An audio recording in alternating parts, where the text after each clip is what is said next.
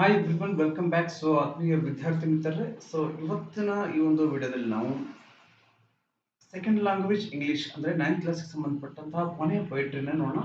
So ಕೊನೆಯ poetry ಬಂದು it never comes again ಅನ್ನುವಂಥದ್ದು. ಸೊ ಈ ಒಂದು ಪೊಯಮನ್ನು ಬರೆದಿರ್ತಕ್ಕಂಥವ್ರು ರಿಚರ್ಡ್ ಹೆನ್ರಿ ಸ್ಟಾಡರ್ಡ್ ಅಂತಕ್ಕಂಥವ್ರು. ಸೊ ಇವರು ಮೂಲತಃ ಅಮೆರಿಕದವರು. ಸೊ ಇವರ ಬೇಸಿಕ್ ಅಕ್ಯುಪೇಷನ್ ಬಂದು ಏನಾಗಿತ್ತು ಅಂದರೆ ಇವರೊಬ್ಬ ಬ್ಲ್ಯಾಕ್ ಸ್ಮಿತ್ ಆಗಿದ್ರು. ಸೊ ಬ್ಲ್ಯಾಕ್ ಸ್ಮಿತ್ ಅಂತ ನಾವು ಯಾರು ಕರಿತೇವೆ ಅಂದರೆ, ಸೊ ಈ ಒಂದು ಕಮ್ಮಾರಿಗೆ ಕೆಲಸ ಮಾಡೋರಿಗೆ ನಾವು ಬ್ಲ್ಯಾಕ್ ಸ್ಮಿತ್ ಅಂತ ಕರೆಯುವಂಥದ್ದು. ಸೊ ಯಾವ ರೀತಿ ಈ ಒಂದು ಗೋಲ್ಡ್ ವರ್ಕ್ ಅನ್ನ ಮಾಡ್ತಾರೆ ಅವ್ರಿಗೆ ನಾವೇನು ಕರಿತೀವಿ, ಗೋಲ್ಡ್ ಸ್ಮಿತ್ ಅಂತ ಕರಿತೀವಿ. ಸೊ ಹಾಗೇನೆ ಇವರನ್ನು ನಾವು ಬ್ಲ್ಯಾಕ್ ಸ್ಮಿತ್ ಅಂತ ಕರೆಯೋದನ್ನ ನಾವು ನೋಡಿರ್ತೀವಿ. ಸೊ ಇವರು ಆ ಒಂದು ಗೋಲ್ಡ್ ಸ್ಮಿತ್ ಆಗಿರ್ತಕ್ಕಂಥವ್ರು ಕಾಲಾಂತರದಲ್ಲಿ ಅವರು ಸಾಕಷ್ಟು ಈ ಒಂದು ಪೊಯೆಟ್ರಿಗಳನ್ನ ಬರೆಯೋದ್ರ ಮೂಲಕ ಅವರು ಈ ಒಂದು ಕವಿ ಆಗ್ತಾರೆ ಅಂತ ನಾವು ನೋಡ್ತೇವೆ. ಸೊ ಇದಿಷ್ಟು ಸಾಕು ಅಂತ ಅನ್ಕೋತೇನೆ, ಯಾಕಂದ್ರೆ ಎಕ್ಸಾಮ್ ಅಲ್ಲಿ ನಿಮಗೆ ಕವಿ ಪರಿಚಯ ಕೇಳೋದಿಲ್ಲ. ಸೊ ಹಾಗಾಗಿ ನಾನು ಅದ್ರ ಬಗ್ಗೆ ಜಾಸ್ತಿ ಹೇಳಲಿಕ್ಕೆ ಹೋಗ್ತಿಲ್ಲ. ಸೊ ಸಮಯ ವ್ಯಯ ಮಾಡೋದು ಬೇಡ, ನೇರವಾಗಿ ನಾವು ಈಗ ಈ ಒಂದು ಪೊಯಮನ್ನ ಶುರು ಮಾಡೋಣ. ಸೊ ಇನ್ನೊಂದು ಏನಪ್ಪ ಅಂದ್ರೆ, ಈ ಪೊಯಮ್ ನಿಮಗೆ ಮೆಮೊರೈಸೇಷನ್ಗೆ ಇರ್ತಕ್ಕಂಥದ್ದು. ಸೊ ಹಾಗಾಗಿ ಎಲ್ಲರೂ ಕೂಡ ಇದನ್ನು ಬೈಟ್ ಮಾಡಿ. ಸೊ ನೋಡಿ ಇಲ್ಲಿ ಮೊದಲನೇ ಸ್ಟಾನ್ಸದಲ್ಲಿ ಏನಿದೆ ಅಂತ ನೋಡೋಣ.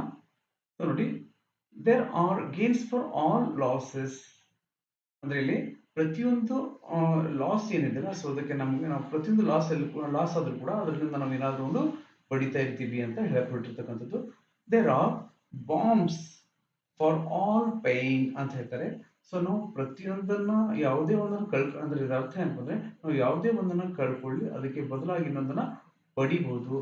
ಹಾಗೇನೆ ನಾವು ಏನೇ ಒಂದು ನೋವನ್ನ ಎದುರಿಸಿದ್ರು ಕೂಡ, ಅಂದ್ರೆ ಅನುಭವಿಸಿದ್ರು ಕೂಡ ಅದಕ್ಕೆ ನಾವು ಈ ಮೊಲಾಮನ್ನ ಉಪಯೋಗಿಸ್ಕೊಂಡು ಅದನ್ನ ಆ ಒಂದು ಪೇನ್ ಅನ್ನ ಕಮ್ಮಿ ಮಾಡ್ಕೋಬಹುದು. ಆದ್ರೆ ಈ ಒಂದು ಪ್ರಾಯ ಅನ್ನುವಂಥದ್ದು ಒಂದು ಸಲ ಕಳ್ಕೊಂಡ್ರೆ ಅದು ಮತ್ತೆ ಬರುವುದಿಲ್ಲ ಅಂತ ಹೇಳಿ ಹೇಳ್ಕೊಂಡಿರ್ತಕ್ಕಂಥದ್ದು.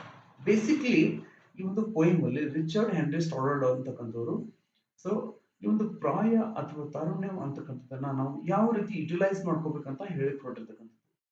ಸೊ ಇಲ್ಲಿ ಅದನ್ನ ಹೇಳ್ತಾ ಹೇಳ್ತಾ ಅವ್ರು ಏನ್ ಹೇಳ್ತಿದ್ದಾರೆ ಅಂದ್ರೆ, ನಾವು ಏನಾದ್ರೂ ಕಳ್ಕೊಂಡ್ರೆ ಪಡಿಬಹುದು, ಹಾಗೇನೆ ಏನೇ ನೋವು ಇದ್ರೂ ಕೂಡ ಅದಕ್ಕೊಂದು ಮೊಲಾಮು ಅಥವಾ ಒಂದು ಪರಿಹಾರ ಅನ್ನುವಂಥದ್ದು ಇರ್ತದೆ. ಸೊ ಅದ್ರ ಮೂಲಕ ಆ ಒಂದು ಪರಿಹಾರವನ್ನು ಕೂಡ ಕಂಡ್ಕೋಬಹುದು. ಆದರೆ ಪ್ರಾಯ ಅನ್ನುವಂಥದ್ದು ಒಂದ್ಸರಿ ಹೋದ್ರೆ ಮತ್ತೆ ಬರುವುದಿಲ್ಲ ಅಂತೇಳಿ ಹೇಳಕ್ ಹೊರಟಿರ್ತಕ್ಕಂಥದ್ದು ಫಸ್ಟ್ 2 ಲೈನ್ಸ್ ಅಲ್ಲಿ. ಸೊ ಅದ್ರ ಬಗ್ಗೆ ನೋಡ್ರಿ ಏನ್ ಹೇಳ್ತಾರೆ, ಥರ್ಡ್ ಲೈನ್ ನೋಡಿ. But when youth the dream departs, it takes something from our hearts and it never comes again ಅಂತ ಹೇಳ್ತಾರೆ. ಸೊ ಈ ಒಂದು ಯೂತ್ ಅಂದ್ರೆ ತಾರುಣ್ಯ ಅಥವಾ ಪ್ರಾಯ ಅಂತ ಹೇಳ್ತೀವಿ. ಸೊ ಈ ತಾರುಣ್ಯ ಮತ್ತೆ ಅಥವಾ ಪ್ರಾಯದಲ್ಲಿ ನಾವು ಕಾಣುವಂತ ಈ ಡ್ರೀಮ್ ಅಂದ್ರೆ ಈ ಒಂದು ಕನಸುಗಳು ಒಂದು ವೇಳೆ ಡಿಪಾರ್ಟ್ಸ್ ಅಂದ್ರೆ ಹೊರಟು ಹೋಗುವಂತ ಅರ್ಥ. ಸೊ ಅವುಗಳು ಒಂದ್ಸಲಿ ಹೊರಟು ಹೋದ್ರೆ ಏನಾಗುತ್ತಂದ್ರೆ, it take something from our hearts. So ನಮ್ಮ ಒಂದು ಹೃದಯದಿಂದ ಏನನ್ನೋ ಅವು ತೆಗೆದುಕೊಂಡು ಹೋಗುವ ಹಾಗೆ ನಮ್ಗೆ ಭಾಸ ಆಗ್ತದೆ, ಅಂದ್ರೆ ಆ ರೀತಿಯಂತ ಫೀಲ್ ನಮ್ಗೆ ಆಗ್ತದೆ ಅಂತ ಹೇಳಿ ಹೇಳ್ಕೊಟ್ಟಿರ್ತಕ್ಕಂಥದ್ದು. And it never comes again ಅಂತ ಹೇಳ್ತಾರೆ. ಅಂದ್ರೆ ಅವು ಮತ್ತೆ ಬರೋದಿಲ್ಲ. ಅಂದ್ರೆ ಏನು ಮತ್ತೆ ಬರೋದಿಲ್ಲ, ಈ ಒಂದು ತಾರುಣ್ಯ ಅಥವಾ ಪ್ರಾಯ ಅನ್ನುವಂಥದ್ದು ಮತ್ತೆ ಬರೋದಿಲ್ಲ ಅಂತ ಹೇಳಿ ಹೊರಟಿರ್ತಕ್ಕಂಥದ್ದು.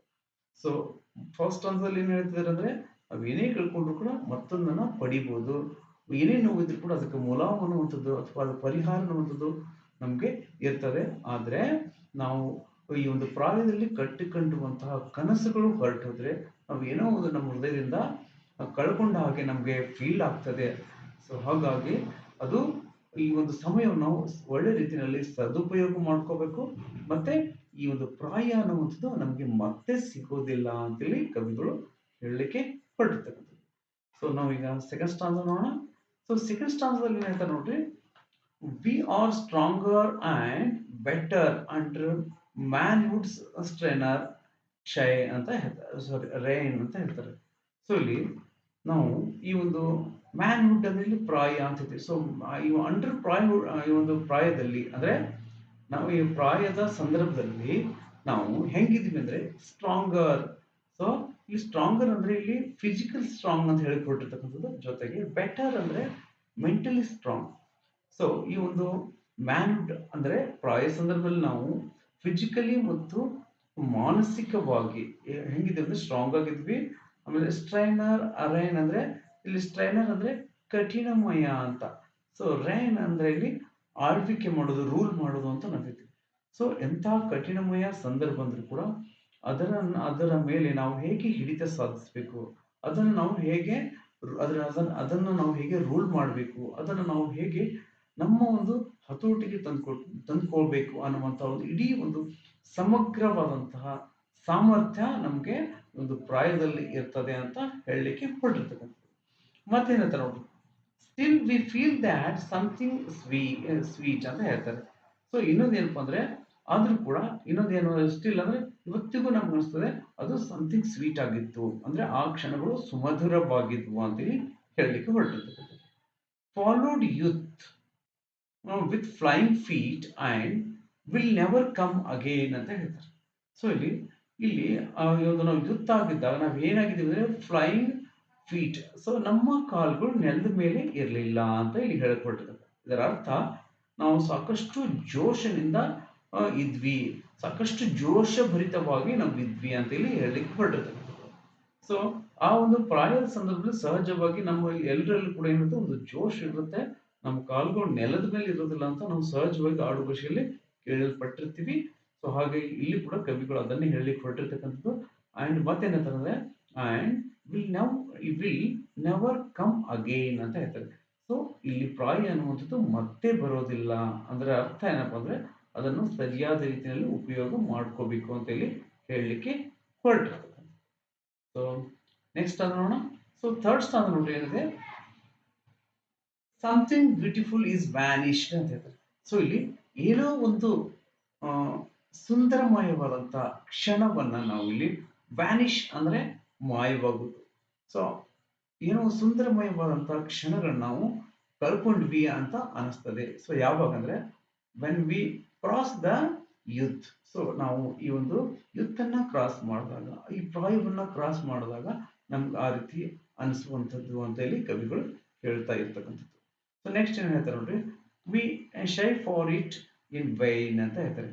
ಸೊ ನಾವು ಎಷ್ಟೇ ನಿಷ್ಠುರರಾಗಿ ಮತ್ತೆ ನಿಷ್ಠುರರಾಗಿದ್ರು ಕೂಡ ನಾವು ಸಮಯವನ್ನ ವ್ಯರ್ಥ ಮಾಡ್ಕೋಬಾರ್ದು ಅಂತ ಹೇಳ್ತಾರೆ. ಅಂದ್ರೆ ಯಾವ ಸಮಯವನ್ನ, ಈ ಒಂದು ಪ್ರಾಯ ವ್ಯವಸ್ಥೆಯಲ್ಲಿರ್ತಕ್ಕಂಥ ಸಮಯವನ್ನ, ಅಂದ್ರೆ ಪ್ರಾಯದಲ್ಲಿ ಬರ್ತಕ್ಕಂಥ ಸಮಯವನ್ನ ನಾವು ವ್ಯರ್ಥ ಮಾಡ್ಕೋಬಹುದು. ಯಾಕಂದ್ರೆ ನಾವೇನ್ ಮಾಡ್ತೀವಪ್ಪ ಅಂದ್ರೆ ಪ್ರಾಯದಲ್ಲಿ ಸಾಕಷ್ಟು ನಿಷ್ಠುರರಾಗಿರ್ತೇವೆ, ಆದ್ರೂ ಕೂಡ ನಮ್ಮ ಒಂದು ಟೈಮ್ ಅನ್ನ ನಾವಲ್ಲಿ ವ್ಯರ್ಥ ಮಾಡ್ಕೋಬಾರ್ದು ಅಂತ ಹೇಳ್ತಾರೆ.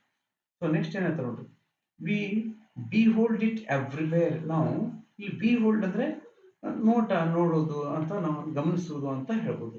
ಸೊ ಇಲ್ಲಿ ನಾವು ಗಮನಿಸಬಹುದು ಏನಂದ್ರೆ ಇಟ್ ಎವ್ರಿವೇರ್. ಸೊ ಇಲ್ಲಿ ಒಂದು ಯೂತ್ ಅಂತಕ್ಕಂಥದ್ದು, ಸೊ ಪ್ರಾಯ ಅಂತಕ್ಕಂಥದ್ದು ಎಲ್ಲ ಕಡೆಗಳಲ್ಲಿ ನಾವು ನೋಡಬಹುದಾಗಿದೆ. ಎಲ್ಲೆಂದ್ರೆ on the earth and it and the earth and in the air ಅಂತ ಹೇಳ್ತಾರೆ. ಸೊ ಇದನ್ನ ನಾವು ಭೂಮಿ ಮೇಲೆ ನೋಡ್ಬೋದು, ಆಮೇಲೆ ಗಾಳಿಯಲ್ಲೂ ಕೂಡ ನೋಡ್ಬೋದು ಅಂತ ಹೇಳ್ತಾರೆ. But it never comes again ಅಂತ ಹೇಳ್ತಾರೆ. ಸೊ ನಾವು ಪರಿಸರದಲ್ಲಿ ನೋಡಿರ್ತೀವಿ. ಸೊ ಅವಾಗ ಅಂದ್ರೆ ಸಾಮಾನ್ಯವಾಗಿ ನಾವು ಈ ಒಂದು ಯುಗಾದಿ ಸಂದರ್ಭಗಳಲ್ಲಿ ನಾವೇನ್ ಮಾಡ್ತೀವಿ ಅಂದ್ರೆ ಈ ಒಂದು ಪ್ರಕೃತಿಯಲ್ಲಿ ಕೂಡ ನಾವೀನ್ಯತೆಯನ್ನ ಕಾಣ್ತೀವಿ. ಅದರ ಅರ್ಥ ಏನಪ್ಪಾ ಅಂದ್ರೆ ಅಗೇನ್ ತಾರುಣ್ಯವನ್ನ ನಾವು ಕಾಣ್ತೀವಿ, ಈ ಒಂದು ಪ್ರಾಯವನ್ನ ಕಾಣ್ತೀವಿ.